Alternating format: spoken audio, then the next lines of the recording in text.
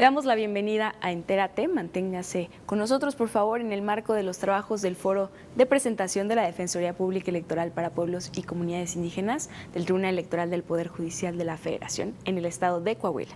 Ahora daremos paso a la mesa número 4, la cual tiene como objetivo resaltar los casos relevantes para la Defensoría Pública Electoral para Pueblos y Comunidades Indígenas de este Tribunal Electoral.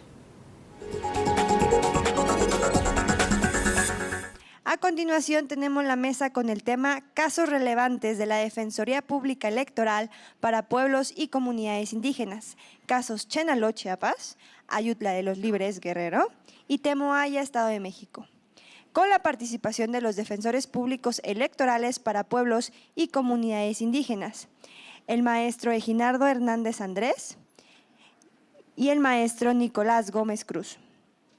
Así también nos hace el honor de acompañarnos la presidenta de Zihuame Mochilla, maestra María del Carmen Farías Campero, quien fungirá como moderadora de esta mesa y de quien me permito leer una semblanza curricular.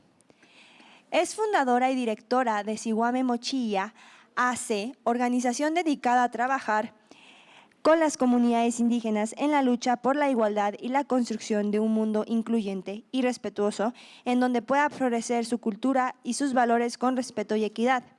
Estudió antropología en la Universidad Humanista de las Américas, concluyendo en 2001, con la investigación titulada Estudio etnográfico de un grupo nahua asentado en los márgenes del río La Silla, Guadalupe, Nuevo León, siendo este lo que llevó al encuentro con una comunidad nahua en donde fundó junto con 4 mujeres de esta comunidad la organización Zihuame Mochilla AC, a la que ha dedicado los últimos 14 años de su vida.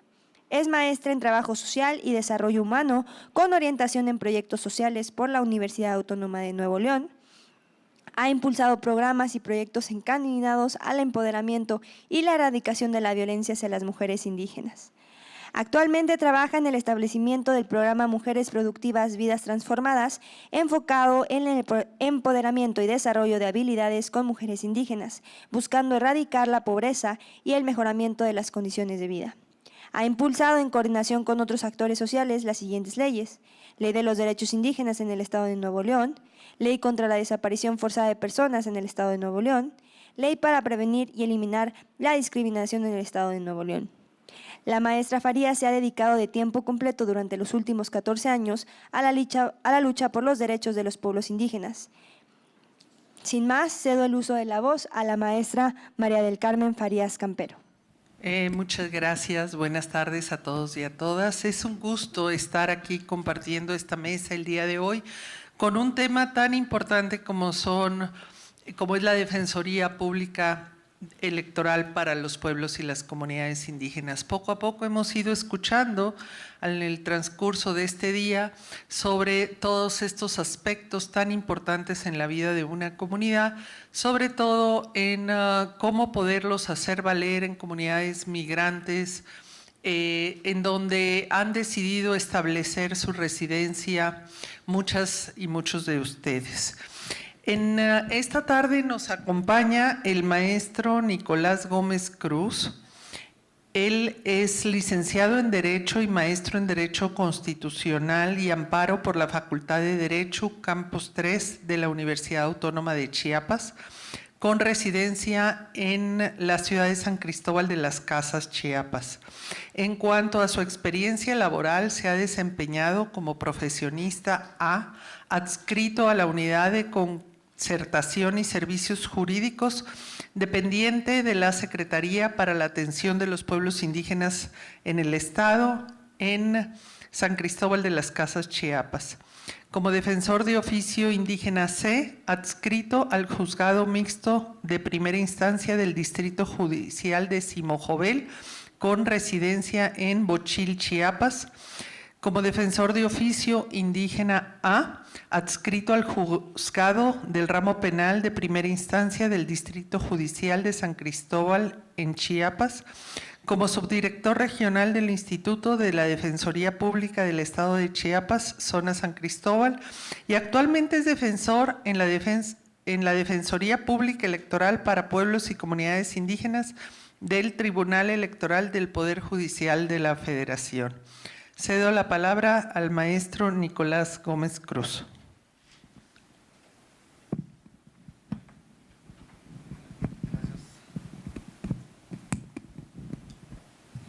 Gracias, maestra María del Carmen. De hecho, antes que nada quisiera saludarlos, desearles buena tarde y a la vez, pues ahora sí, compartir mi sentimiento de alegría estar el día de hoy con ustedes. De hecho, como han escuchado, la mayor parte de mi vida profesional, de mi experiencia, ha sido también con pueblos y comunidades indígenas. En el caso mío, yo soy originario del pueblo de Huixtán, Chiapas. Es un pueblo tzotzil, hablante de la lengua tzotzil, y de la cual también, pues afortunadamente todavía hablamos esa lengua indígena.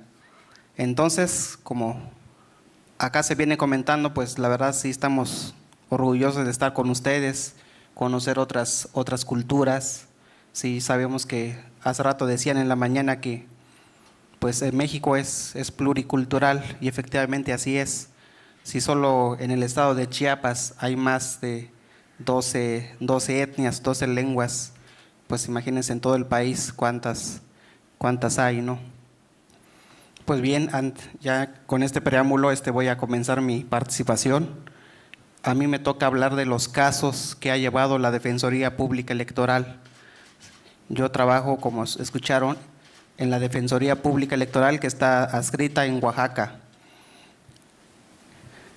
Bien, en el caso válgase la redundancia, pero los casos que ha llevado la Defensoría Pública han sido diversos, bastantes, ya sea con derecho al voto, derecho a ser votado, desde los recursos económicos que requieren las agencias, un sinnúmero de asuntos. Les voy a hablar de 3 casos concretos que ha llevado a esta Defensoría. Me refiero primeramente al caso de Chenaló, Chiapas. Quizá tengan conocimiento de este asunto o quizá no sepan qué pasó. Pero en el caso de Chenaló, Chiapas, la Defensoría Pública Electoral llevó ese asunto y se tramitó directamente en la Sala Superior vía Persaltum. Persaltum no quiere decir más que nos saltamos la instancia, en vez de tramitarlo en el tribunal local, que sería Chiapas, directamente se fue para la Sala Superior de la Ciudad de México. El asunto en sí de Rosa Pérez Pérez es una presidenta municipal que fue forzada a renunciar, supuestamente a renunciar, a dejar el cargo. El municipio de Chenaló, Chiapas, es también un pueblo indígena tzotzil, de la cual, previo a la elección de Rosa Pérez Pérez, se hace como una reunión, un plebiscito se le llama ya, para determinar quién va a ser el candidato del partido. Allá se rige por partidos políticos. En este caso, Rosa Pérez Pérez fue electa por las autoridades tradicionales a través del plebiscito. Y también, a su vez, al contender ya en las elecciones, igual ella gana la presidencia municipal. En sí, Rosa asume el cargo el 1 de octubre del año 2015, pero casi meses después, prácticamente esto se dio a partir de abril del año 2016, que empieza a tener problemas ya con un grupo de personas, en este caso sobre todo del partido político PRI. Un grupo de personas pues se oponen pues de alguna manera a obstaculizar a Rosa. ¿Por qué? Porque acá también hay un factor muy importante. En el caso de Chiapas todavía, y yo creo que no solo es el caso, porque también viendo ya la experiencia de Oaxaca, vemos que aún los hombres nos resistimos a reconocer, a la mujer, que ya deben estar en cargos públicos. Todavía se concibe a la mujer como que tiene que estar en las labores domésticas, en el ámbito privado, cosa que pues es obvio que no es así, que poco a poco se va dando esa participación política de la mujer, pero aún todavía nos resistimos como a creer, como a pensar que eso ya es posible, ¿no? Eso es lo que le pasó a Rosa Pérez Pérez.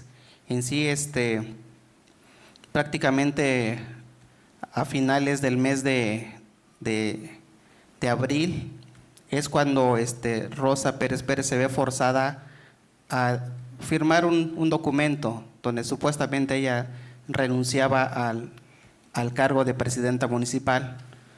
Pero esa renuncia se hizo a presión, bajo presión, porque días antes, previo antes a la renuncia, ya estaban en diálogos con tal de reconocerle, con tal de darle la posibilidad a Rosa que ejerza el poder. Sin embargo, como ese grupo estaba muy cerrado, dijéramos, a que quisiera que Rosa participara, entonces en una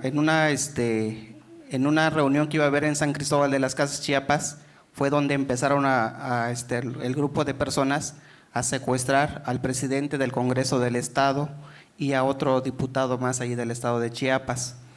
Entonces, a través de eso, pues al momento de ser secuestrados, se los llevan a la comunidad, y allí en la comunidad, a cambio de dejar libre a los funcionarios, piden que sea destituida Rosa y a la vez sea designado el síndico municipal como presidente. Fue así como se hizo todo eso, y con tal de obtener o que sean liberadas esas personas, pues al final de cuentas como que el gobierno del estado accedió. Fue ahí donde Rosa Pérez Pérez estampó su firma como aparentemente como una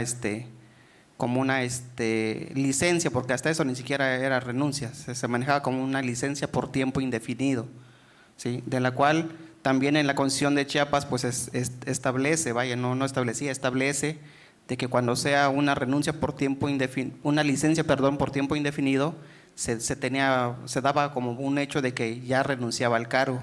Así se establece ya en la Constitución. Fue así que al momento de que ya fue destituida, se acercó Rosa con nosotros ante Defensoría Pública y se le lleva el asunto.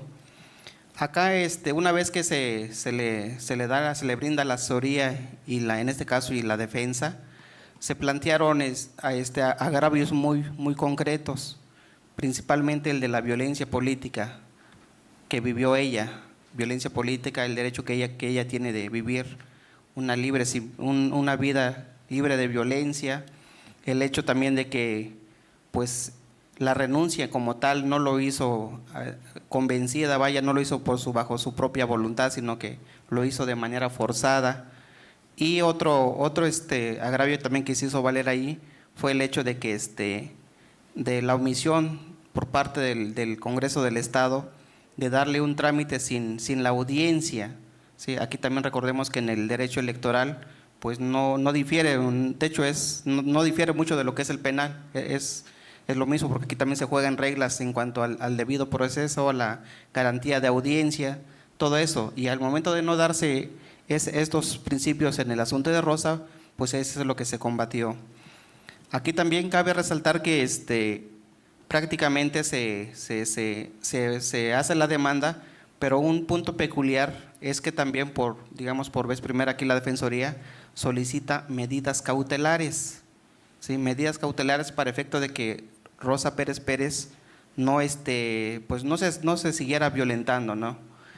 Y a la vez, en este caso se vinculan a FEPAD y a todas las instituciones que de alguna manera se ven involucrados en el asunto electoral y que sobre todo que se han vulnerado los derechos de votar en su vertiente de ejercer el cargo.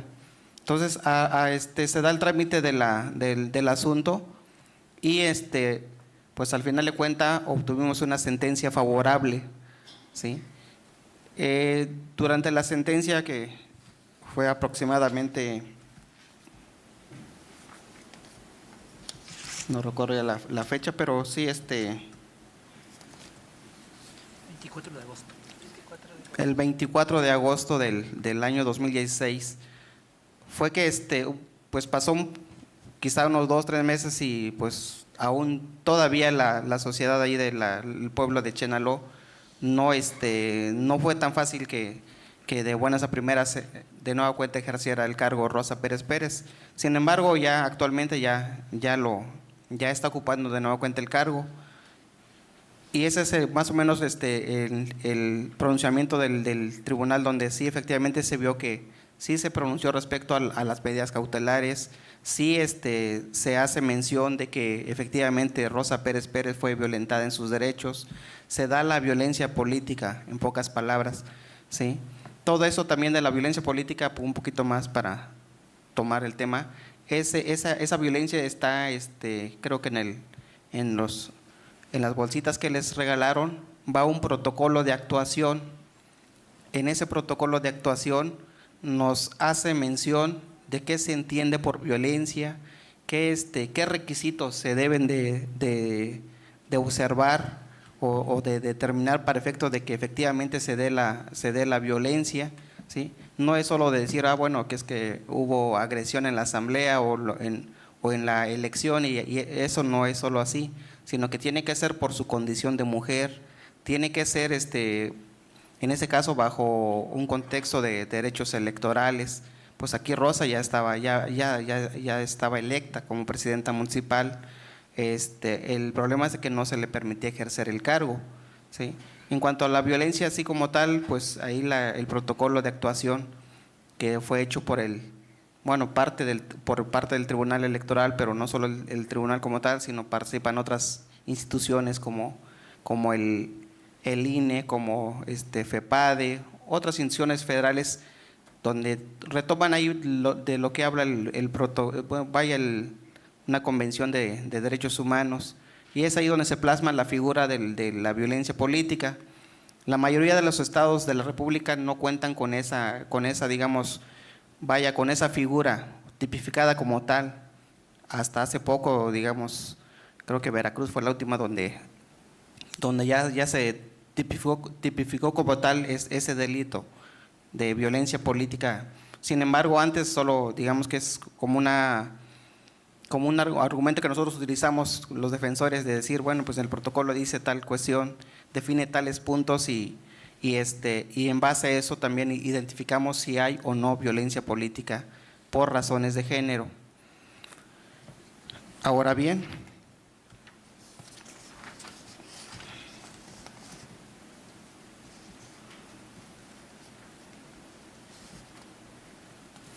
hay también otros tipos de violencia política.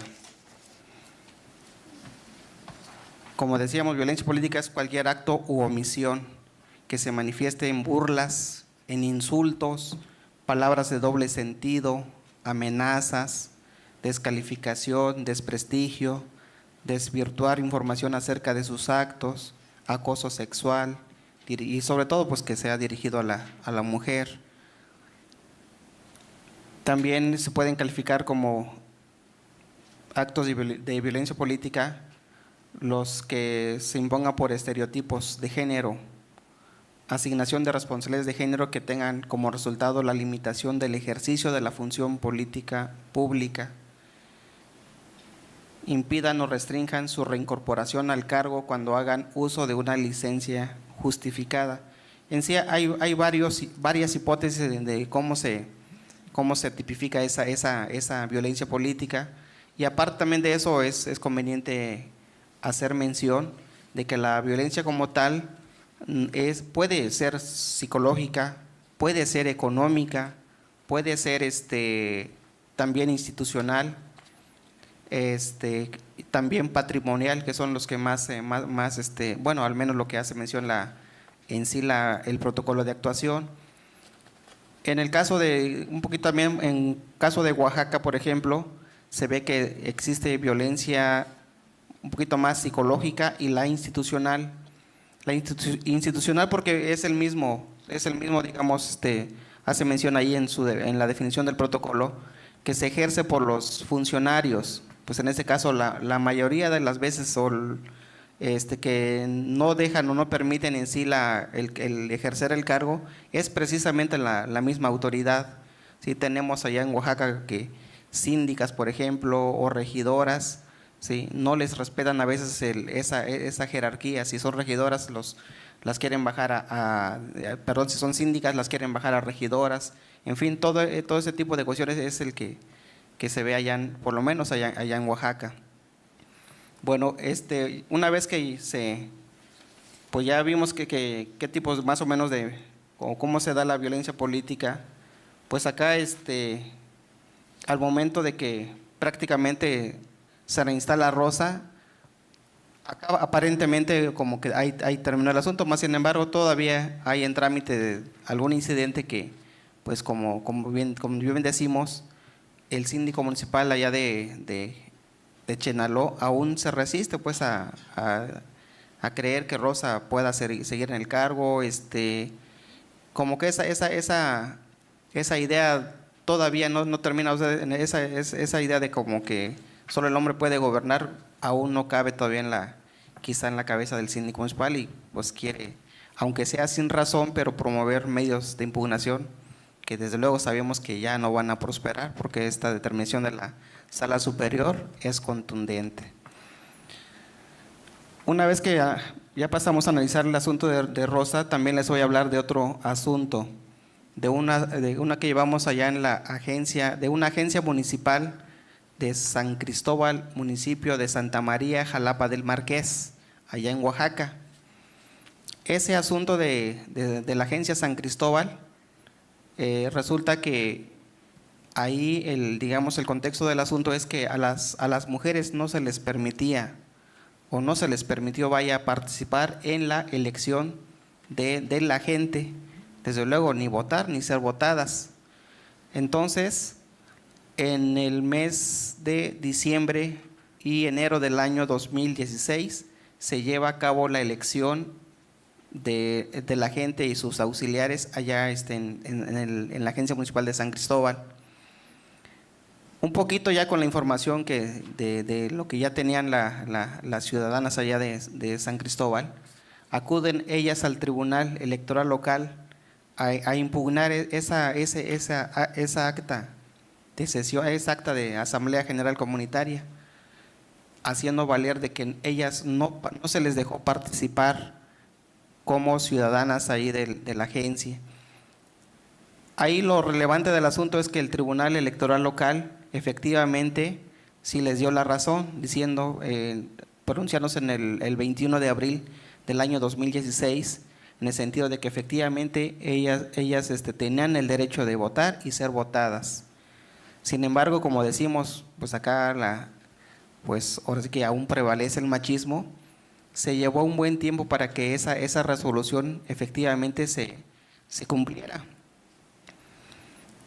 Nosotros recibimos al grupo de mujeres allá de la agencia San Cristóbal en el mes de octubre, la primera semana de octubre del año 2016. Contactan con nosotros y es ahí donde empezamos a conocer ya del contexto del asunto. Resulta que el 21 de abril del 2016 el Tribunal Electoral Local se pronunció de que se tenía que celebrar una segunda asamblea, una asamblea extraordinaria. Sin embargo, pasó todo el mes de abril, mayo, junio, julio. La primera semana de julio, las ciudadanas piden al Tribunal Local de que ya se ejecute esa sentencia. Sin embargo, como bien sabemos también que las comunidades no son doctos en la materia, o sea, no conocen de derecho, no saben argumentar todo eso, solo lo hicieron haciendo saber de que no se había llevado a cabo la elección y como tal querían que ya se diera cumplimiento a eso. Ahí el Tribunal Electoral como que diciendo, pues como que haciéndose de la vista gorda, no entiendo qué quieren o que lo deja pasar, ¿sí? Y ya hasta prácticamente cuando llegan con nosotros en el mes de octubre es cuando se les empieza a orientar, a asesorar y consideramos hacer o llevar, en este caso, hacer una defensa. Impugnamos en la Sala Jalapa, Oaxaca le corresponde a la Sala Jalapa, y ahí presentamos un JDC o es un juicio ciudadano donde controvertimos la omisión del tribunal local de pronunciarse respecto a la inejecución de esa sentencia. Afortunadamente, igual en los primeros días del mes de noviembre del año pasado, Sala Jalapa efectivamente dice, ¿sabe qué? Pues Tribunal Electoral Local, no te has pronunciado respecto a la inejecución de sentencia, si bien te lo pidieron en un simple escrito, digamos, sin fundamento, sin mayor motivación. Sin embargo, también por ese lado hay suplencia total para las personas que provienen de comunidades indígenas, y es ahí también donde hace mención, bueno, hay una suplencia que no hiciste, y como tal, todo lo argumentado por la defensa, pues sí, afortunadamente nos dieron la razón. Para no hacerle un poquito ya largo la historia,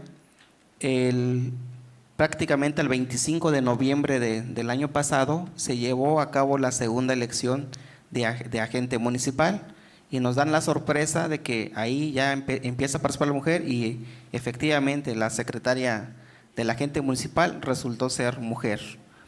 Tomando en cuenta que también era muy poco ya el periodo para gobernar, ya para este año se hace la elección, y la asamblea decide un poquito como dejar a la mujer. Ahora ya es una mujer quien está gobernando, es una agente municipal allá en Jalapa del Marqués. Entonces es ahí donde también vamos viendo que ya van progresando las mujeres, y que bueno, a mí en lo personal me da gusto, porque ya, pues si antes no habían, digamos, figuras de agentes municipales, ahora ya los hay. Si ya no son encargos, claro que todavía está un poco limitado, porque también hemos visto que muchas así presidentas municipales no los hay más como regidoras, como ahí van ya saliendo en síndicas, que lo más viable sería como decir, bueno, hay más presidentes municipales. Sin embargo, pues por ese lado da gusto, y pues qué bueno que la mujer de alguna manera ya ahí va incursionando ya en la vida política. Un último asunto que les quiero comentar es también de Magdalena Yodocono, Oaxaca. Ahí es de una agencia, es de una cabecera municipal de un municipio que se rige por usos y costumbres, pero en ese municipio se quebrantó un poquito su régimen, su sistema interno. ¿Por qué? Porque participó una persona que, si bien es originario de ese municipio, pero su residencia lo tenía en el Estado de México. Estas personas, al momento de que el instituto valida la elección de concejales allí en Magdalena Yodocono, lo que se hizo igual fue impugnar esa determinación.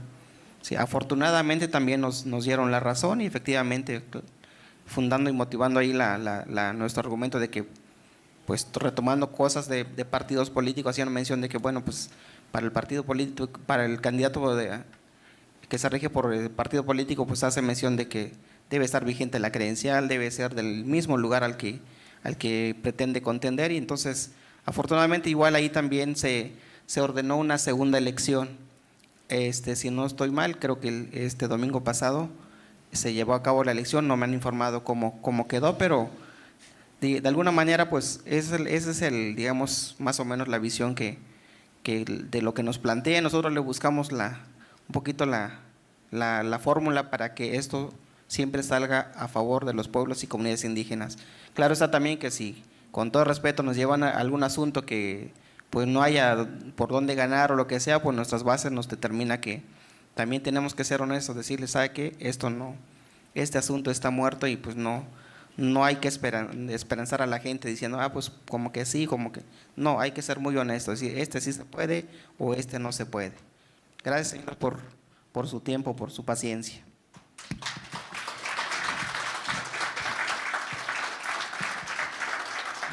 Agradecemos al maestro Nicolás Gómez Cruz esta explicación tan clara.